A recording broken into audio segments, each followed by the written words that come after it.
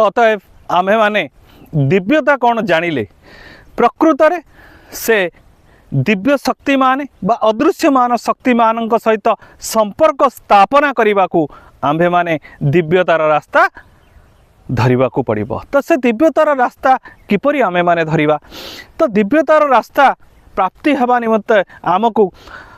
गीता भागवत पुराण शास्त्र रे बहु मार्गदर्शन करा जाई अछि। से दिव्यतार रास्ता यदि आमे माने अनुसरण करिबा निश्चित भाव रे आमे दिव्यतार अनुभव आमको निश्चित मिलिबो। सेहि भली भाव रे आमे किछि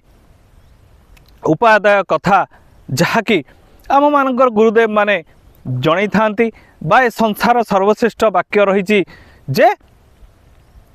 जदि निश्वास को तू चिन्हिलु ताहले तू प्रथम दिव्यतार सीढ़ी रे पहुँचिलु। 12 पाहाच अर्थात एई निश्वासर गति 12 पाहाच एई निश्वासर गति आमे माने एई निश्वासर गति को लक्ष्य करने को जाई आमे भिन्न भिन्न पुस्तक रे बहु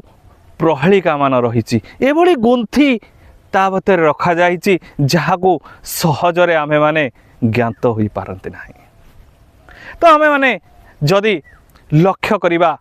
ताहले आमे निश्चित भाव में जानिबा को पाइबा जे हमर जो निश्वास जाउछि ताहा दुई गोटी पुड़ारे जाउछि, अर्थात ए पुड़ारे थरे जाउछि से पुड़ारे थरे जाउ दुई पुड़ारे जाउछि। तो आपण जदि लक्ष्य करिवे 1 घंटा मध्य प्रत्येक 1 घंटा रे निश्चित भाव में निश्वासर गति परिवर्तन होता है। तो निश्वासर गति परिवर्तन होता है एवं निश्वासर गति को जदि पढ़ी पारिबा एवं निश्वासर गति सहित आमे कौन करिबा, निश्वासर गति सहित आमे आम जीवन धारा को जदि सेई ढांचारे बा सेई क्रमान्वय पकेबा ताहले निश्चित भाव में आम जीवन दिव्यमय हम। ताहले कौन करिबा, जेतबेले बाम पुड़ारे रहुची सेतबेले कौन हबो ना आपण माने कौन करिवे, जेतबेले बाम पुड़ारे रहुची सेतबेले आपण स्नान करि परिबे, सेतबेले आपण स्नान करिवे नाही। जेतबेले दक्षिण पुड़ारे रहुची सेतबेले आमे मांगलिक कार्य करि थांती। दक्षिण पुड़ारे आउ कोन कोन करि परिबा, दक्षिण पुड़ारे कोन होची ना आमे खाद्य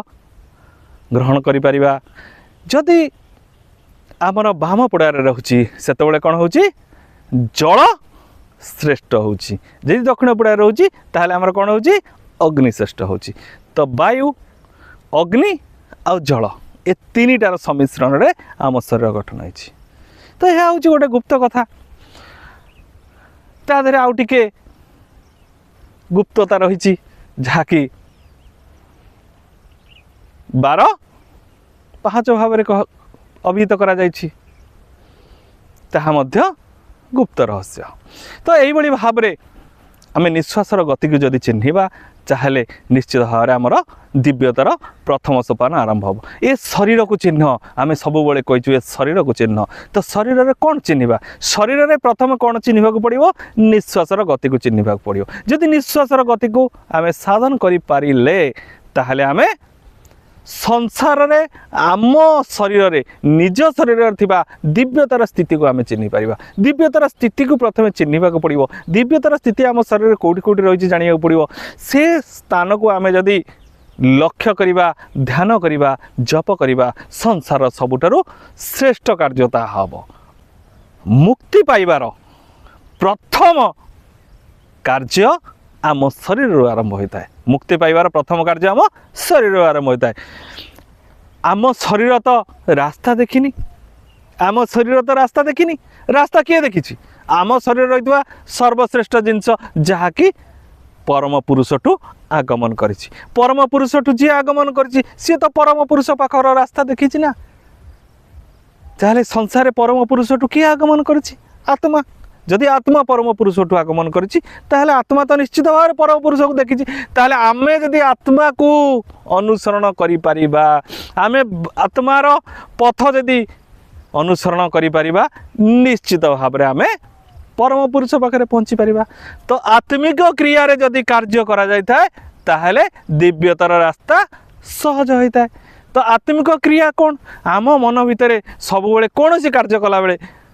एटा करवा उचित नुहे मन भितर गोटे आसुव जे एटा करवा उचित नुहे किंतु आमर इंद्रिय सुख एत बड़ हो जाइए आम ताकू दबे दे आम इच्छा आम कार्य करता आम इंद्रिय जो भाई सुख पाइब से भाई कार्य करता दिव्यमय हेले सिना आमर जीवटी दिव्यमय हम एवं जीव दिव्यमय हेले सिना से आत्मा सहित परमात्मा पाखक चलीज तेणु प्रथम निश्वासर गति चिन्हवाक पड़ो आम शरीर को चिन्हवाक पड़ो शरीर को जदि चिन्हिले ताहले निश्चित भाव में आमर कार्य संबंध में आमको ज्ञात हम प्रथम शरीर में संसार सर्वश्रेष्ठ शक्ति जो दिव्य जिनिस गुड़े आसी जो ब्रह्म जिनिस आसी आमको चिन्हवाक पड़ो ताकू चिन्हिले आम आगू को बढ़िया शरीर में कौन कौन रही निश्वासर गति आम कौटी जाई पहुँचा निश्वासर गति कौटी जाई पहुँचती 52 पाहाच चढ़ू 52 पाहाच चढ़ू तो यही भाव में 52 सीढ़ी रही चढ़ापी बा शरीर गठनर भिन्न भिन्न मतवाद रही से मतवाद को आपण न जाई से प्रहलिक को न जाई आपण सिंपल गोटे कथा जानिबा चेष्टा करंतु जे निश्वास जदि आमर जीव पाखरे पहुँचे दे परिबा आम निश्वास को आम जदि जीव पाखरे पहुँचे दे परिबा ताहले से जीव को आम चिन्हि परिबा प्रथम जीव को चिन्हवाक पड़ो तापर आत्मा को चिन्हवाक पड़ो आत्मा ही आपण को ब्रह्म चिन्हब एवं ब्रह्म ही आपण को सर्वश्रेष्ठ शक्ति पाखरे पहुँचे दे परिबो तेणु ए संसार रे जदि निश्वास को चिन्हि नाहंती ताहले आमे माने दिव्यता क्षेत्र रे जीरो बा दिव्यता क्षेत्र रे आमे सोपान चढ़ी पारि नाहंती तो दिव्यता क्षेत्र में सोपान चढ़ला बेले आम जदि जीव को चिन्हती जीव आपण को चिन्हब संसार रे प्रकृत में मोर कार्य कौन थिला आत्मा आपण को चिन्हब जे आमे को पथ अनुसरण करवा तेणु आम जदि प्रकृत रास्ता चिन्हती ताहले निश्चित भाव आमर मुक्तिर पथ सहज हेब किंतु आमे माने सर्टकट तो दरकार आम मान को सर्टकट दरकार आमे कोटी गंगारे गाधे पड़ा आमे कोटी साधु संगत हो आमे कोटी साधु को बाही पड़ा ताहले आमे भाविबा जे आमर पति परमेश्वर हो गले साधु आमे निश्चित भाव में मुक्ति पाई जिबा एहा केबे संभव हो पारिबो कि संसार रे केही कहा को भगवान देखई पारिबो कि मु जदि न चाहिबी मोर मुक्ति केबे हेई पारिबो कि केही कहा को मुक्ति करे देई पारिबो कि केही कहा को ठाकुर देखई पारिबो कि केही दिव्यतार रास्ता रे ताको पहुंचई पारिबो कि पथ प्रदर्शन करि पारिबो आमे कहा को पथ प्रदर्शन करि पारिबा किंतु केही जदि कहूताए आस मु मुक्ति कर देबी आस मु भगवान ताहाले ताहा केबे संभव होई पारिबो कि भगवान केपरी गोटे मनीष हम मनीष तो शरीर आमे कहा को दृश्यमान करती शरीर को दृश्यमान करती कौन शरीर भितर थिबा से दिव्यतार जिनस को दृश्यमान करि पारंती कई निजको जी भगवान कहूची प्रकृत से भगवान होई परिबो कि तार कर्म कौन अच्छी से भगवान हबार जदि भगवान हबार कर्म नाही केवल पुस्तक लिखित वाक्य आमे ताको भगवान कर दे परिबा कि ताहाको पाखको जाई आमे केबे मुक्ति होई परिबा कि जदि आमे माने से बड़ी चिंता करिसेंती ताले निश्चित भाव में आमे भूल पथरे जाउचंती निश्चित भाव में आमर से मुक्ति केबे पाई परिबा नाही निजको जी भक्त बोली प्रमाण करी संसार रे लीला खेला करिछि एवं से भक्त हवार योग्य बोली संसार प्रचारित एवं प्रमाणित करिछि किंतु तार मुक्ति पूर्व से अच्युतंकर भक्त हो पारि कि से अच्युतंक पाखे पहुँची पारि कि से भगवान पाखे पहुँची पारि कि जदि से पहुँची पारि ना ताले से जीवन सारा केवल मिथ्या ही कही सत्य ना नहीं आंभ को यह निश्चित प्रकाश करेंगे ए संसार रे जो माने भी निजको भगवान बोली प्रमाण करुचंती जो माने भी केवल किछि तुच्छ साधना करी तुच्छ केईटा